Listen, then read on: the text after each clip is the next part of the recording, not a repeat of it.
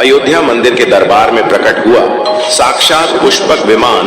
राम मंदिर में काम कर रहे मजदूरों ने जब यह नजारा देखा तो सभी के पैरों तले जमीन खिसक गई। 22 जनवरी प्राण प्रतिष्ठा से पहले अयोध्या में इतने बड़े चमत्कार का होना सभी को आश्चर्य में डाल रहा है। कुछ लोगों ने इसके साक्षात दर्शन किए हैं, जिन्होंने अपनी आंखों देखा, उन्होंने जो बताया उसे सुनकर आपके भी रोंगटे खड़े हो जाएंगे। लेकिन आगे बढ़ने से पहले अगर आप एक सच्चे सनातनी हैं और प्रभु श्री राम को अपना आराध्य मानते हैं तो इस वीडियो को लाइक करके कमेंट बॉक्स में जय श्री राम जरूर लिखें, क्योंकि कल युग में त्रेता युग जैसी घटनाओं का दिखाना कोई आम बात नहीं है। जैसा कि आपको मालूम होगा कि 22 जनवरी 2024 को राम लल्ला अयोध्या के नए भव्य मंदिर में विराजमान होंगे। इस शुभ कार्यक्रम के लिए पूरे देश में निमंत्रण बांटा जा रहा है। शहर से लेकर गांव तक घर घर अक्षत वितरण में बच्चों से लेकर बड़े तक सहयोग कर रहे हैं। यहां तक कि महिलाएं भी घर घर जाकर अक्षत और श्री राम के अयोध्या की फोटो बांट रही है। अयोध्या में राम मंदिर में भगवान राम लल्ला की प्राण प्रतिष्ठा कार्यक्रम की तैयारियां तेजी से की जा रही है। इस कार्यक्रम को बेहद भव्य बनाने के लिए कोई कसर नहीं छोड़ी जा रही और इस बीच राम मंदिर निर्माण का कार्य भी तेजी से किया जा रहा है। मंदिर निर्माण में जो लक्ष्य लिया गया था उसमें लगभग 80% कार्य हो चुका है। 70 खंभों पर मूर्तिकार का काम चल रहा है। पिछले दिनों त्योहार की वजह से काम धीमा पड़ गया था, लेकिन अब वह भी तेज गति से पूरा हो जाएगा। निर्माण कार्य जल्द से जल्द पूरा करने के लिए सभी मजदूर रात दिन मेहनत कर रहे हैं। लेकिन 10 जनवरी की रात कुछ ऐसा चमत्कार हुआ जिसे देखकर सभी मजदूरों के होश उड़ गए। असल में जब रात्रि के समय सब मजदूर अपना काम निपटाकर तंबू में सो रहे थे, उसी समय अचानक से उन्हें वहां कुछ हलचल महसूस हुई।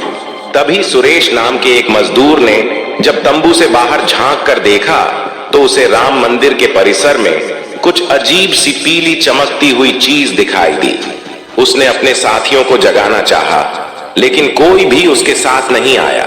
जब हिम्मत करके सुरेश जब राम मंदिर परिसर में पहुंचा तो वहां का नजारा बहुत चौंकाने वाला था, क्योंकि वहां पर उसे एक बहुत ही दिव्य चमत्कारिक विमान दिखाई दिया, जिसका आकार मोर के समान था, जो कि दिखने में काफी सुंदर और तेज रोशनी से परिपूर्ण था। और वह राम मंदिर परिसर के पिछले क्षेत्र में उतर रहा था। लेकिन उस विमान को नियंत्रित कौन कर रहा था यह समझ नहीं आ रहा था, क्योंकि उस विमान में प्रकाश इतना तेज था कि सामान्य आंखों से नहीं देखा जा सकता था।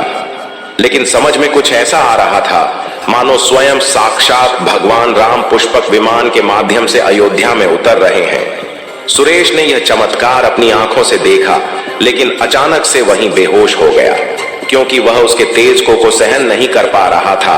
और सुरेश जब सुबह उठा तो वह उसी स्थान पर मौजूद था और उसके साथी मंदिर निर्माण कार्य पूरा करने के लिए जा रहे थे। फिर भी सुरेश ने सभी को रोककर रात्रि की सच्चाई बताई, लेकिन सभी उसकी हंसी उड़ा रहे थे। लेकिन सुरेश मन ही मन समझ चुका था कि प्रभु श्री राम अयोध्या आ चुके हैं और यह उसके लिए सौभाग्य था कि उसे इतना सुंदर दृश्य देखने को मिला, जहां शायद उसने साक्षात पुष्पक विमान के दर्शन किए थे। यानी कि प्राण प्रतिष्ठा से पहले अयोध्या में प्रकट हुआ साक्षात पुष्पक विमान। साथियों, देश के अलग अलग हिस्सों में कई बार अजीब सी आकृति के विमान देखे गए हैं, जिनका संबंध कई बार तो एलियन के साथ जोड़कर भी देखा जाता है। यानी कि अयोध्या में उस रात्रि को मोर की आकृति का विमान देखना वास्तव में प्रभु श्री राम का ही कोई संदेश हो सकता है। लेकिन क्या यह विमान सचमुच में पुष्पक विमान है? इसकी आखिर क्या गारंटी है? इसे समझने के लिए हमें पुष्पक विमान के रहस्य को अच्छे से जानना पड़ेगा। आगे हम आपको पुष्पक विमान का रहस्य बताएंगे, जिसे समझकर आपको यकीन होगा कि अयोध्या में पुष्पक विमान का प्रकट होना कलयुग का सबसे बड़ा चमत्कार है। हम आपको पुष्पक विमान का रहस्य बताएं, उससे पहले आप इस चैनल को सब्सक्राइब जरूर कर लीजिए और इस चमत्कार के लिए कमेंट में जय श्री राम जरूर लिखें। रामायण में पुष्पक विमान का जिक्र है, जो कि पहले कुबेर के पास था। इसके बाद रावण ने उसे अपने सौतेले भाई कुबेर से लंका समेत बलपूर्वक हथिया लिया था। फिर रावण इसी के जरिए कहीं भी आता जाता था।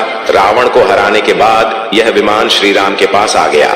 वह जीत हासिल करने के बाद इसी विमान के कई जगह होते हुए अयोध्या पहुंचे थे। रावण ने इसी के जरिए पंचवटी आश्रम से सीता का हरण किया था और उन्हें उस पर बिठाकर लंका ले गया था। कहा जाता है कि पुष्पक विमान आज के विमान की तरह था। पुष्पक विमान के जरिए रावण हवाई मार्ग से सफर किया करता था, लेकिन रावण को मौत के घाट उतारने के बाद उसी विमान के जरिए प्रभु श्री राम, माता सीता और लक्ष्मण जी लंका से अयोध्या लौटे थे। रामायण में जिस तरह से पुष्पक विमान का जिक्र मिलता है, उससे तो यही लगता है कि यह आज के हवाई जहाज की तरह था, लेकिन तकनीक के मामले में मॉडल एरोप्लेन से कहीं आगे था। रामायण के सुंदरकांड के 7वें अध्याय में पुष्पक विमान के बारे में जानकारी मिलती है। पुष्पक विमान की आकृति मोर की तरह थी। यह अग्नि और वायु ऊर्जा से उड़ान भरता था। इसकी तकनीक इतनी उत्कृष्ट थी कि इसका आकार छोटा और बड़ा किया जा सकता था। पुष्पक विमान अपने चालक की इच्छा के अनुसार गति पकड़ता था। यह मन की गति से उड़ान भर सकता था। कहा जाता है कि रावण अपनी पूरी सेना को एक साथ लेकर इस विमान से उड़ान भर सकता था और विमान में बैठने के लिए कई आसन बने थे। पौराणिक कथाओं के मुताबिक युद्ध के बाद भगवान श्री राम ने विमान का पूजन कर यह दिव्य विमान वापस कुबेर को सौंप दिया। फिर भी कुबेर ने पुष्पक विमान को भेंट स्वरूप प्रभु श्री राम को दे दिया, जिसके बाद इसी पुष्पक विमान से प्रभु श्री राम, माता सीता और लक्ष्मण अयोध्या पहुंचे। अब जब कई हजारों सालों बाद एक बार फिर भव्य राम मंदिर का निर्माण हुआ है, तो प्रभु श्री राम अपने भाई लक्ष्मण और माता सीता के साथ एक बार फिर से अयोध्या धाम पहुंच रहे हैं और इस पुष्पक विमान का नजारा वहां के मजदूर को दिखाई भी दे चुका है। इसके अलावा रामायण के प्रसंग में यह भी कहा गया है कि जब माता सीता का हरण करके रावण ले जा रहा था, तो रास्ते में जटायु ने अपनी चोंच से रावण को चोट पहुंचाई थी। उस समय रावण पुष्पक विमान में ही मौजूद था, जिसके बाद रावण ने तलवार से जटायु के पंख को काट दिया था। जटायु घायल होकर जमीन पर गिर गए। जब सीता को खोजते हुए राम पेड़ पौधे और पक्षियों से पूछते जा रहे थे, तो रास्ते में घायल जटायु से मुलाकात होती है। मरणासन्न पड़े जटायु ही राम को बताते हैं कि रावण सीता को हरण करके किस दिशा में गया है। और जब साक्षात प्रभु श्री राम पुष्पक विमान में अयोध्या आ चुके हैं, तो भला उनके परम भक्त जटायु कैसे पीछे रह सकते हैं। अयोध्या में राम लल्ला की प्राण प्रतिष्ठा से पहले जनपद की सीमा में गिद्धों का झुंड दिखाई दिया है और स्थानीय लोग इसे गिद्ध राज जटायु से जोड़कर देख रहे हैं। वे इसे शुभ संकेत भी मान रहे हैं। मिल्कीपुर तहसील क्षेत्र के गांव धरोली में पिछले 10-12 दिनों से गिद्धों का झुंड वास कर रहा था।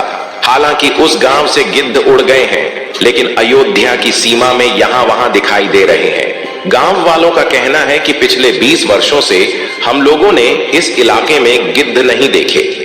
अब जब राम मंदिर बन रहा है, तो इस गांव में लगभग 50 की संख्या में गिद्ध आकाश में दिखाई दे रहे हैं। उनमें से 10-12 गिद्ध गांव में ही सेमल के पेड़ पर वास कर रहे थे।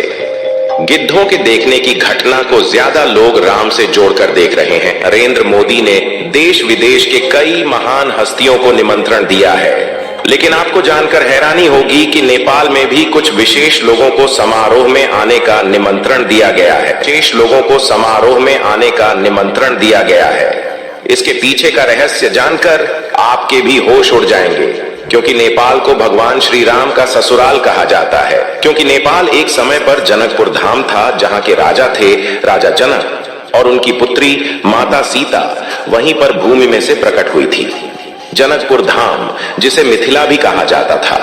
मिथिला संस्कृति में यह मान्यता है कि जब बेटी का गृह प्रवेश होता है, तो उसके मायके से तोहफा और अन्य सामग्री भिजवाई जाती है। इसी परंपरा के मुताबिक जब प्रभु राम का मंदिर में गृह प्रवेश होगा, तो सीता जी की ओर नेपाल से अयोध्या उपहार आ रहे हैं, जिसे भार यात्रा का नाम दिया गया है। राम के ससुराल नेपाल के जनकपुर से कपड़े, फल और मेवा के साथ साथ उपहारों से सजे 1100 थाल आने वाले हैं। इसमें आभूषण, बर्तन, कपड़े और मिठाइयों के अलावा भार भी आएगा, जिसमें 51 प्रकार की मिठाइयां, दही, मक्खन और चांदी के बर्तन शामिल होंगे। 22 जनवरी को प्राण प्रतिष्ठा समारोह होने वाला है। इसके लिए श्री राम जन्मभूमि तीर्थ क्षेत्र ट्रस्ट की तरफ से भगवान राम की ससुराल नेपाल के कई गणमान्य लोगों को निमंत्रण पत्र भेजे गए।